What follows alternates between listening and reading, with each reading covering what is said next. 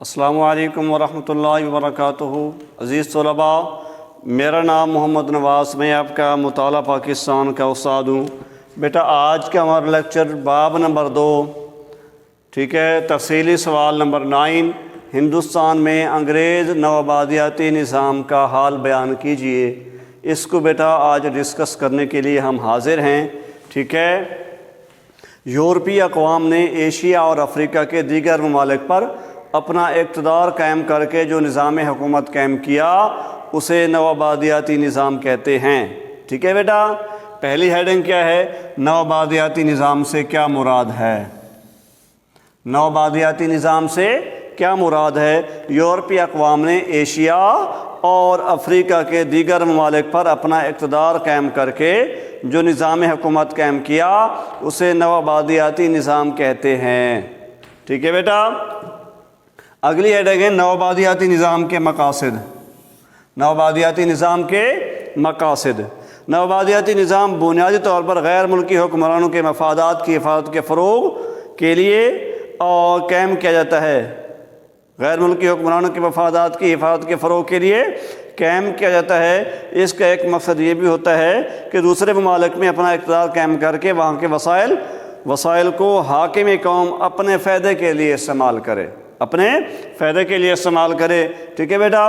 یورپی اقوام نے ان علاقوں کو اپنے تیار کردہ سامان کی کھپت کے لیے منڈی سمجھا، ٹھیک ہے، اور ان کی ترقی کی طرف توجہ نہ دی، جس کا نتیجہ یہ نکلا کہ عام آدمی کی حالت بہت خراب ہو گئی۔ عام آدمی کی حالت بہت خراب ہو گئی، ٹھیک ہے۔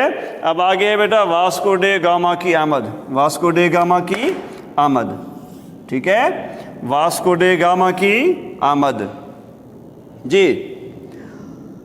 1498 میں پرتگالی جہاز ران واسکو ڈے گاما راس امید کا چکر کاٹ کر مشرقی افریقہ کے ساحل پر پہنچا۔ وہاں سے ایک عرب جہاز ران کی مدد حاصل کر کے وہ جنوبی بر صغیر کی بندرگاہ کالی کٹ پہنچا۔ کالی کٹ کے ہندو راجا نے پرتگالی جہاز رانوں کی خوب آؤبھگت کی، ٹھیک ہے بیٹا۔ کالی کٹ کے ہندو راجا نے پرتگالی جہاز ران کی خوب آؤبھگت کی اور تجارت کے لیے خاصی مراعات دی۔ آہستہ آہستہ پرتگالیوں نے یہاں آ کر آباد ہونا شروع کر دیا، ٹھیک ہے بیٹا جی۔ آگے ہے یورپ کی دیگر اقوام، دیگر یورپی اقوام، ٹھیک ہے بیٹا جی۔ یورپ کی دوسری اقوام خصوصاً ولندیزی، ہسپانوی، فرانسیسی اور انگریز نے بھی دوسرے بر اعظم میں قدم جمانا شروع کر دیے۔ پہلے ان اقوام نے تجارت کا نام لے کر مقامی آبادی کو لوٹا، پھر آہستہ آہستہ قلعہ بندیاں کر کے اپنے قدم مضبوطی سے جمانا شروع کر دیے، ٹھیک ہے۔ اس طرح انہوں نے اپنی نوآبادیات قائم کر لی، انہوں نے اپنی نوآبادیات قائم کر لی۔ افریقہ اور ایشیا میں رہنے والے مسلمانوں کی غلامی کے دور کا آغاز یہیں سے ہوا، ٹھیک ہے بیٹا جی۔ برِ صغیر میں واسکو ڈے گاما کی آمد کے بعد یورپی تاجروں کا سلسلہ شروع ہوا، ٹھیک ہے۔ 16ویں صدی عیسوی میں چونکہ مقامی حکمرانوں میں نفاق تھا اور ان کی فوجی قوت بہت کمزور تھی، وہ پرتگالیوں کی ریشہ دوانیوں کا مقابلہ نہ کر سکے، اس لیے پرتگالیوں نے گوا یعنی بھارت کی جو ایک بندرگاہ ہے اور ارد گرد کے ساحلی علاقوں پر قبضہ کر لیا۔ انہوں نے ان علاقوں کے باشندوں پر کافی ظلم کیے اور قلعہ بندیاں اور لوٹ کھسوٹ شروع کر کے بہت دولت سمیٹی، ٹھیک ہے بیٹا۔ پرتگالیوں کی دیکھا دیکھی یورپ کی دیگر اقوام نے بھی بر صغیر سے تجارت شروع کی۔ ان میں فرانسیسی، انگریز قابل ذکر ہیں۔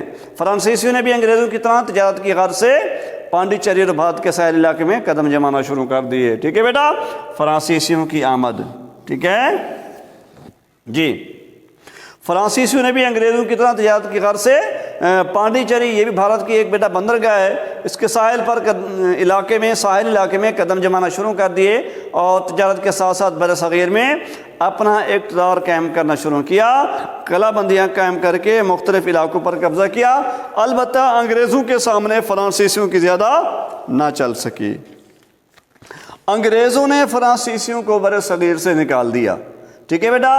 اب یہ MCQs بھی ہے کہ فرانسیسیوں کو بر صغیر سے کس نے نکالا؟ مسلمانوں نے، ہندوؤں نے، انگریزوں نے، تو انگریزوں نے نکالا، وہ اپنے اقتدار کو تیزی سے بڑھانے لگے، ٹھیک ہے بیٹا۔ آگے ہے ایسٹ انڈیا کمپنی، ٹھیک ہے، ایسٹ انڈیا کمپنی جی، یہ کب قائم کی گئی؟ 1600 میں قائم کی گئی بیٹا جی۔ برطانیہ کی ایسٹ انڈیا کمپنی نے مغل بادشاہ جہانگیر اور شاہ جہاں سے بر صغیر میں تجارت کرنے کی اجازت حاصل کی۔ انگریزوں نے سورت، یعنی یہ بھی بیٹا ایک بھارت کی ایک بندرگاہ ہے، اس کے مقام پر ایک تجارتی کوٹھی قائم کی۔ اس کے بعد انہوں نے چنائی، یعنی بھارت کی ایک اور بندرگاہ کے ساحل پر مزید تجارتی کوٹھیاں بنائیں، ٹھیک ہے بیٹا۔ تو آگے ہے 18ویں اور 19ویں صدی۔ 18ویں اور 19ویں صدی میں انگریزوں نے مقامی حکمرانوں کی ناچاکی اور کمزوریوں سے فائدہ اٹھاتے ہوئے عیاری اور سازشوں سے برصغیر کے بیشتر علاقوں کو اپنے قبضے میں کر لیا۔ انگریزوں کے نوآبادیاتی اقتدار میں تیزی سے اضافہ کب ہوا بیٹا؟ 1757 کی جنگ پلاسی سے، ٹھیک ہے بیٹا۔ جنگ پلاسی کب ہوئی؟ 1757۔ انگریزوں کے نوآبادیاتی نظام میں تیزی سے اضافہ کب ہوا؟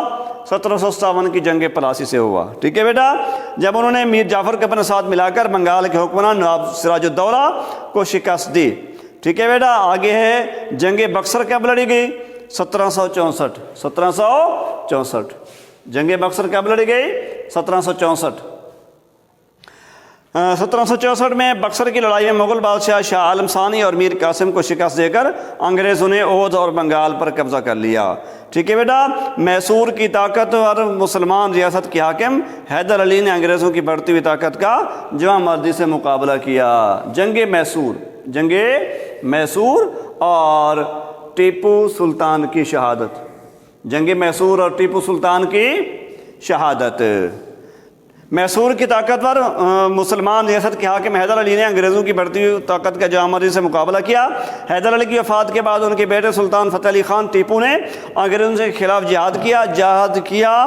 انگریزوں نے نظام حیدرآباد اور مرہٹوں سے ساز باز کر کے 1799 میں میسور کی لڑائی میں سلطان ٹیپو کو شہید کر دیا۔ سلطان ٹیپو کی شہادت کے بعد نہ صرف میسور کے علاقے پر انگریزوں کا قبضہ ہوا، بلکہ یعنی ٹیپو سلطان کی شہادت کے بعد نہ صرف میسور کے علاقے پر انگریزوں کا قبضہ ہوا، بلکہ ان کا اقتدار برصغیر کے دوسرے علاقوں میں بھی پھیلنے لگا، ٹھیک ہے۔ 19ویں صدی عیسوی کے وسط تک انگریز برصغیر کے مغربی علاقوں یعنی پنجاب اور سرحد تک پہنچ گئے، ٹھیک ہے بیٹا۔